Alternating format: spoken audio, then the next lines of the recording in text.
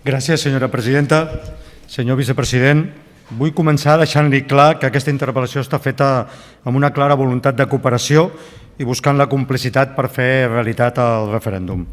Com vostè sap molt bé, perquè va participar directament en les negociacions per la seva redacció definitiva, el passat 6 d'octubre el Parlament de Catalunya va aprovar una resolució a proposta de Catalunya Sí que es pot, que estableix els termes i les condicions en què s'hauria de procedir a la convocatòria i celebració del referèndum. Voldria recordar-li, sé que se'n recorda, que aquesta resolució va ser la que va comptar amb més vots, que està plenament vigent el no haver estat impugnada davant del Tribunal Constitucional i que està en l'origen del Pacte Nacional pel Referèndum del que formen part moltes organitzacions socials, sindicals i partits polítics. En resum, es tracta d'una resolució que compta amb legitimitat democràtica, legalitat i ampli suport social. Voldria, en aquest sentit, destacar el treball que han desenvolupat el Pacte Nacional pel Referèndum, aconseguint importants suports de forces socials i polítiques espanyoles, també de la Unió Europea i de la comunitat internacional.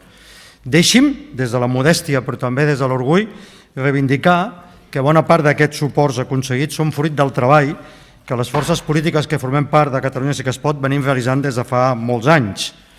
Quan alguns van donar per amortitzat el referèndum, nosaltres vam continuar defensant la seva necessitat i utilitat, aportant suports de partits germans a nivell d'Espanya i dels companys de l'Esquerra Verda i de l'Esquerra Unitària Europea. Si poso en valor aquests fets, no és per fer mèrits, és per negar la imatge immobilista de la ciutat espanyola que no es correspon a la realitat i que és més dinàmica del que alguns volen reconèixer. I espero que en el dia d'avui tinguem alguna notícia important al respecte. I també per sortir al pas del que podíem anomenar els nous conversos del referèndum, que ara es permeten el luxe de demanar-nos a nosaltres compromisos i garanties, quan si algú està en condicions d'exigir garanties i compromisos, des de la modèstia, però estem en condicions de fer-ho, som Catalunya Sí que es pot, aquells partits que en el seu moment van abandonar el referèndum i no l'han tornat a recuperar fins que s'ha esgotat el relat de les eleccions plebiscitàries i de la DUI. Soc conscient, i malauradament, que al mateix temps que aconseguim ampliar aquest suport a Catalunya estatal i europeu al referèndum, s'ha constatat l'oposició tancada, recalcitrant per part del govern espanyol en relació a pactar la convocatòria del referèndum. Una oposició amb arguments més que discutibles, com la suposada impossibilitat de celebrar un referèndum dels previstos amb la Llei Orgànica 2/1980 de referèndums. Una oposició que posa de manifest que els obstacles no són de legalitat, sinó que són de voluntat política.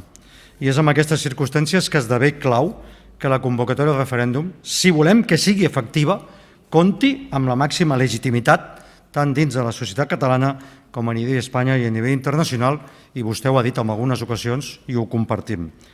De moment deixin dir-los, i per això la nostra interpel·lació d'avui, que no hi ha cap garantia de que s'estiguin fent per part del govern les coses en aquest sentit.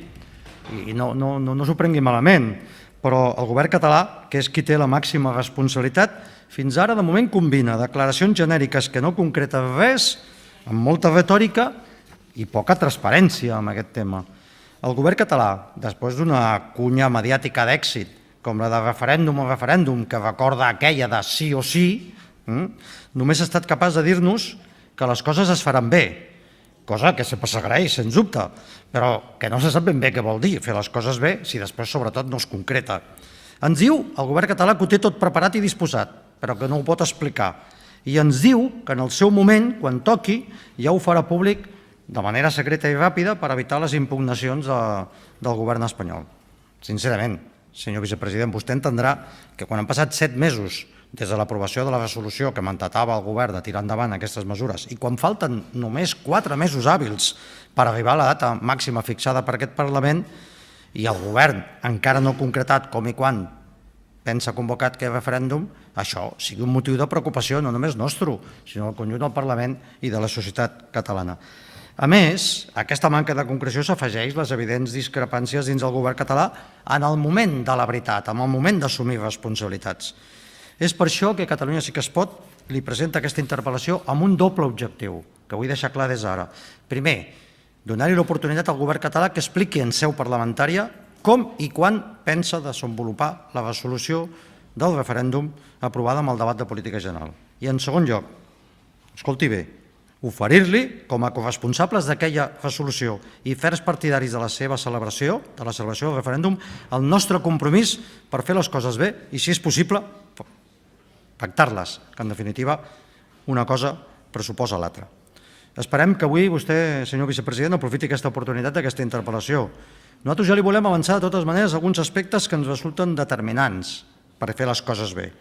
Suposo que compartim amb vostè i amb el govern que un referèndum és un referèndum i no qualsevol altra cosa. I el primer que li demanem és que descarti la possibilitat de convertir un referèndum en un nou N. Ho han dit, però en seu parlamentària seria bo escoltar-lo. Espero que també compartim que quan parlem del referèndum no estem parlant sols d'anunciar-lo, sinó també de convocar-lo legalment, de celebrar-lo efectivament i, sobretot, que del seu resultat es desprenguin conseqüències polítiques i jurídiques concretes, és a dir, després de fer el referèndum i conèixer l'opinió de la ciutadania de Catalunya hagi canviat alguna cosa, no estiguem exactament amb la mateixa pantalla. Suposo que també compartim amb vostè que fer les coses bé significa complir la resolució del Parlament de Catalunya. I en aquest sentit vull recordar-li que la resolució aprovada a proposta de Catalunya Sí que es pot estableix, sap que vostè que la van pactar i a més amb dificultats a l'últim moment, i vostè ho sap perquè va ser protagonista d'última hora dels últims retocs, les condicions que ha de complir el referèndum segons el Parlament de Catalunya, sigui quin sigui la seva modalitat, pactat o no, que això és el que diu concretament aquests punts que sotmesos a la consideració del Parlament, són les següents. Dotar-lo del màxim de garanties d'inclusió per al conjunt de la societat catalana en la convocatòria, formulació i organització. És clar, un referèndum, si no té el consens d'amplis sectors de la societat, difícilment no pot ser-ho.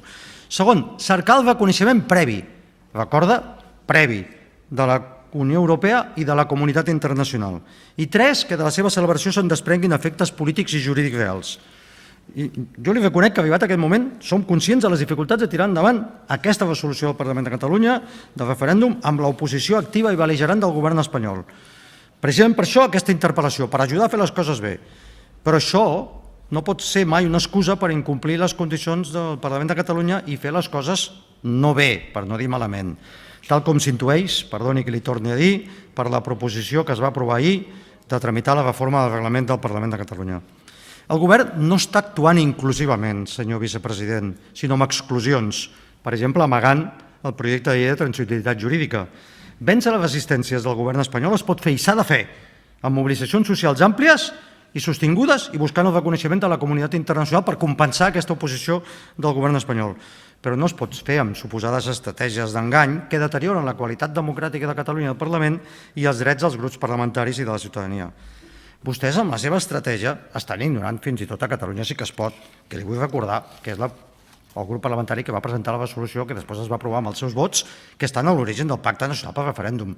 Reconeixerà que és una mica estrany i democràticament preocupant que ens demanin implicació i compromís amb el referèndum quan estan amagant informació, no només a tots els grups de la Càmera, que és igual, sinó també a aquells que estem darrere de la iniciativa que es tracta de desenvolupar.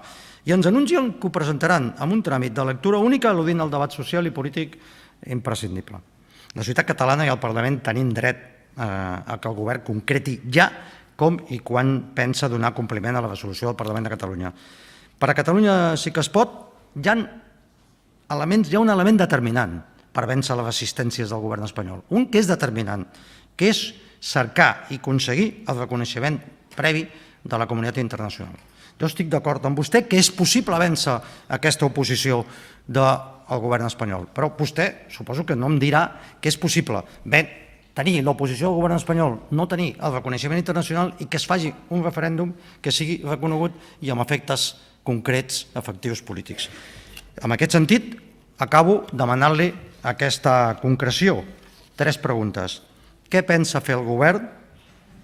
Quan pensa fer el govern per presentar en seu parlamentària una proposta de desenvolupament de la resolució aprovada pel Parlament de Catalunya sobre el referèndum? Com pensa el govern aconseguir el reconeixement previ, insisteixo, previ? Se'n recorda que vostè i jo vam estar a pactar-ho fins a l'últim segon. I el reconeixement previ és pacta sunt servanda. El reconeixement previ d'Europa i la comunitat internacional. Tercer, com pensa garantir que el referèndum es celebri en garanties plenes i tingui efectes polítics i jurídics.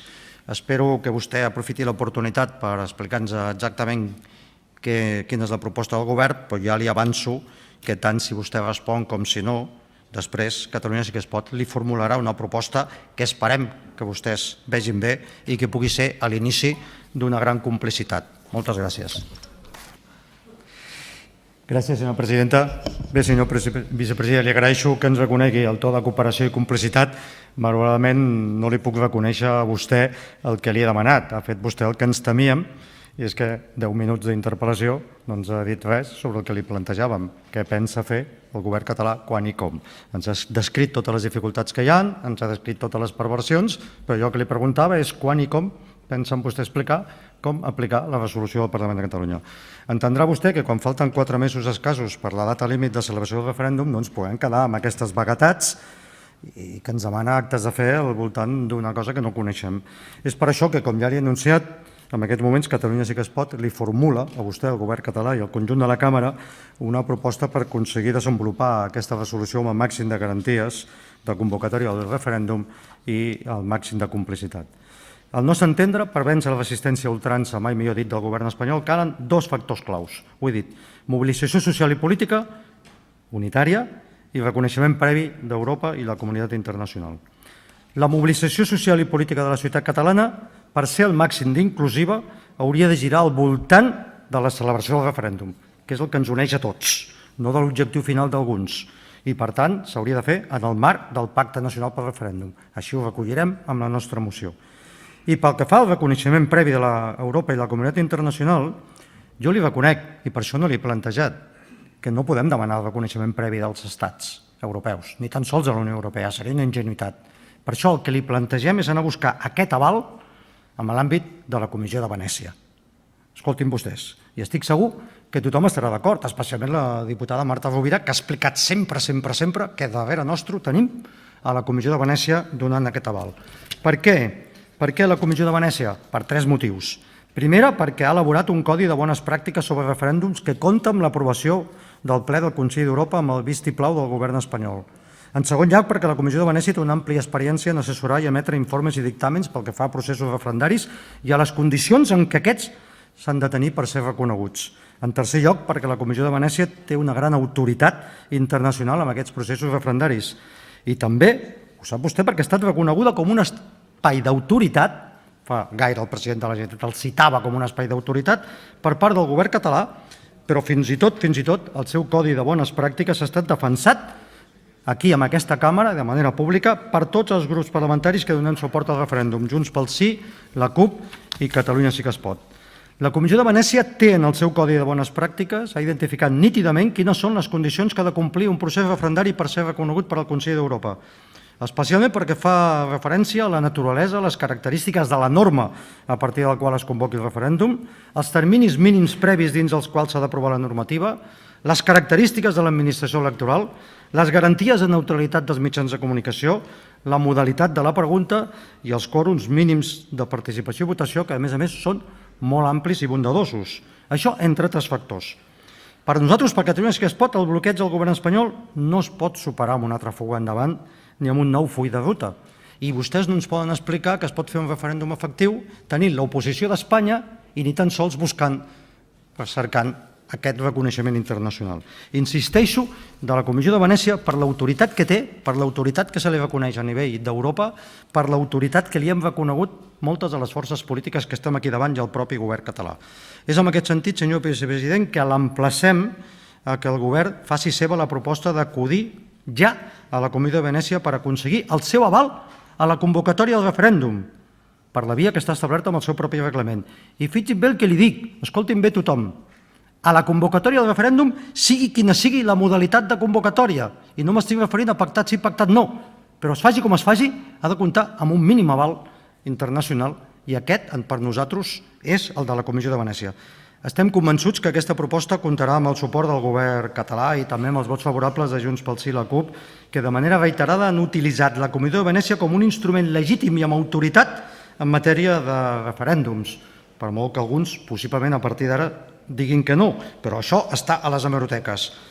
I per tant, acabo, senyor vicepresident, no s'ho prengui malament, però vostè sap que li encanta un personatge històric que simula i dissimula, però té una habilitat increïble per no contestar mai a res. És capaç d'estar parlant durant 10 minuts sense dir-nos res.